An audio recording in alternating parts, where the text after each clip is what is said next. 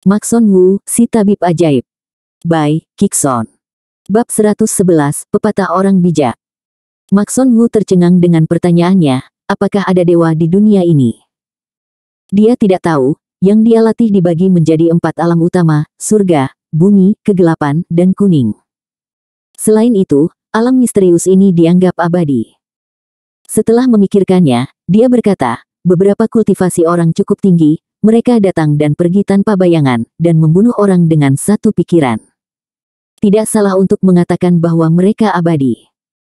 Surya Tang memandangnya, jadi, jika seseorang dapat melihat situasiku dalam beberapa dekade ke depan secara sekilas, apakah dia dianggap abadi?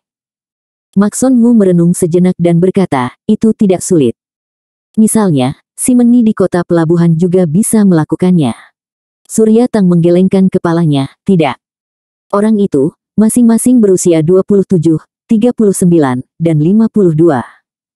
Dia mengatakannya setiap saat. Jika aku tidak mengikuti instruksinya, keluarga Tang tidak akan seperti sekarang ini. Maxon Wu berkata dengan enteng, Petua Tang, jika kamu ingin aku membantumu, kamu sebaiknya mengatakan yang sebenarnya dan jangan menyembunyikannya. Karena aku dapat melihat bahwa kamu berada dalam masalah besar sekarang. Surya Tang menghela nafas dalam-dalam, aku sekarang tidak bertuhan. Setelah beberapa saat, dia memberitahu Maxon Wu penyebab dan akibat dari insiden itu. Sekitar 10 tahun yang lalu, Surya Tang baru berusia awal 20-an, dia sedang dalam posisi susah. Dia lahir di sebuah desa kecil, dia tidak memiliki latar belakang, tidak ada pendidikan, hanya bersemangat dan energi. Awalnya dia bekerja di sebuah pabrik dengan pendapatan yang sangat rendah, dan sering diganggu oleh mandor, merasa sangat dirugikan. Suatu hari, saat berjalan di taman setelah pulang kerja, dia bertemu dengan seorang pemuda. Pria muda itu mengenakan setelan gunung, terlihat sangat elegan, dan sangat baik, dia berinisiatif untuk menyapa Surya Tang. Setelah keduanya mengobrol sebentar, Surya Tang merasa bahwa pihak lain sangat berpengetahuan dan sepertinya mengerti segalanya, yang membuatnya kagum.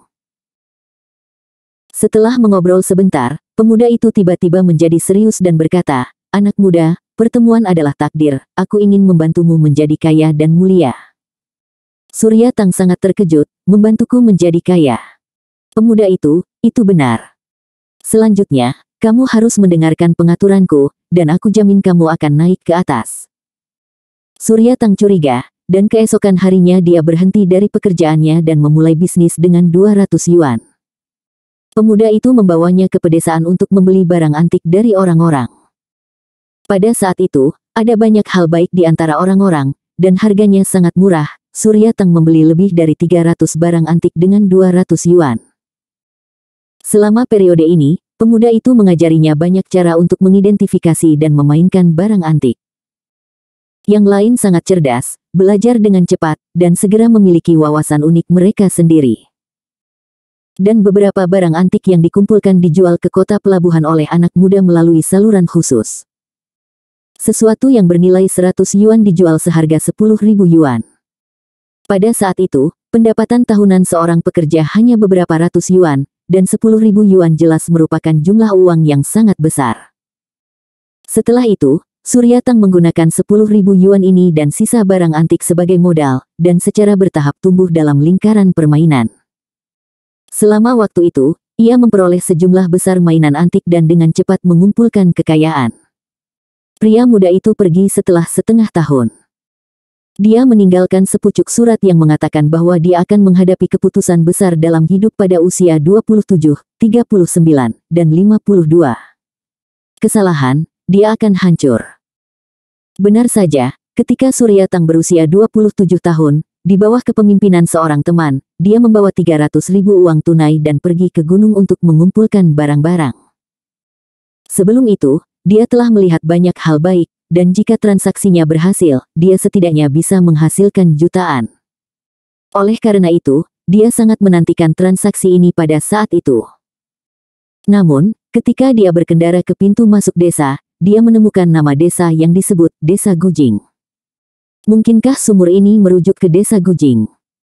Dia terkejut, dan meskipun ada keberatan dari teman-temannya, dia memaksa pengemudi untuk berbalik dan melarikan diri dengan kecepatan tercepat. Belakangan, dia mengetahui bahwa ada sekelompok gangster ganas yang bersembunyi di desa itu, yang dulunya bermain barang antik untuk menipu pembeli kaya agar berdagang, lalu membunuh dan merampok uang. Sebelum dia pergi, 3 bos kaya sudah mati di dalam. Belakangan kasus tersebut terpecahkan, 5 orang tewas tertembak di tempat, dan 3 orang tertembak. Setelah kejadian itu, dia semakin yakin akan bimbingan pemuda itu. Ketika Surya Tang berusia 39 tahun, dia menemukan pilihan lain. Seorang miliarder lokal, Ye Selin, menyinggung seorang pria besar dan mengambil gugatan. Dalam semalam, keluarganya dihancurkan, dan sejumlah besar aset dilelang. Pada tahun-tahun itu, ada kerusuhan sosial, dan tidak ada yang mau mengambil alih. Surya Tang ingat kalimat kedua pemuda itu, belilah saat kamu beruntung. Surya Tang tergerak, tetapi dia tidak punya banyak uang di tangannya, jadi dia meminjam dari bank, mengumpulkan 1 miliar yuan, dan membeli properti Ye Selin, yang melibatkan hotel, tambang batu bara, dan industri lainnya. 5 tahun kemudian, masyarakat telah kembali stabil dan nilai industri ini telah meningkat 10 kali lipat. Surya Tang juga mengambil kesempatan ini untuk menjadi orang terkaya di Jiangnan.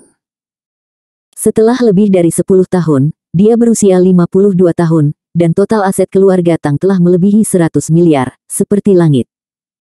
Tahun ini, dia diam-diam melafalkan kalimat terakhir yang ditinggalkan oleh pemuda itu, tangkap semuanya sekaligus. Dia selalu bingung dengan kalimat ini. Tidak sampai perusahaan internet pertama lahir di Cina dan dunia memasuki era internet, dia mengerti arti dari tangkap segalanya. Oleh karena itu, ia mengeluarkan 10 miliar modal angin, melemparkan jaring lebar, dan banyak berinvestasi di lusinan perusahaan internet di Cina dan bahkan di seluruh dunia. Kali ini, dia membuat pilihan yang tepat lagi. 10 tahun kemudian, perusahaan-perusahaan internet ini tumbuh satu demi satu, dan dia dengan mudah menguangkan lebih dari 200 miliar. Lebih dari 200 miliar yuan membantu keluarga Tang bertahan dari 2 krisis keuangan berturut-turut dan menghindari kepunahan. Berbicara tentang ini, Surya Tang menghela nafas, orang itu benar-benar memiliki rencana yang cerdas. Tanpa bimbingannya, keluarga Tang tidak akan pernah mencapai hari ini. Setelah Mak Son Wu mendengar ini, dia tiba-tiba mencibir. Surya Tang terkejut dan bertanya, Tuan Wu, apa yang kamu tertawakan? Mak Son Wu berkata dengan ringan, aku menertawakan tipuan seperti itu, petua tidak menyadarinya. Surya Tang tercengang dan bingung, trik untuk menipu orang. Bagaimana kamu mengatakan ini? Mak Son Wu berkata, apakah kamu tahu apa itu meramal? Surya Tang berkata, tentu saja, ini untuk menghitung nasib orang. Itu benar. Mak Son Wu berkata, nasib sudah ditakdirkan, jadi tidak sulit bagi seorang master untuk menghitung hidup seseorang.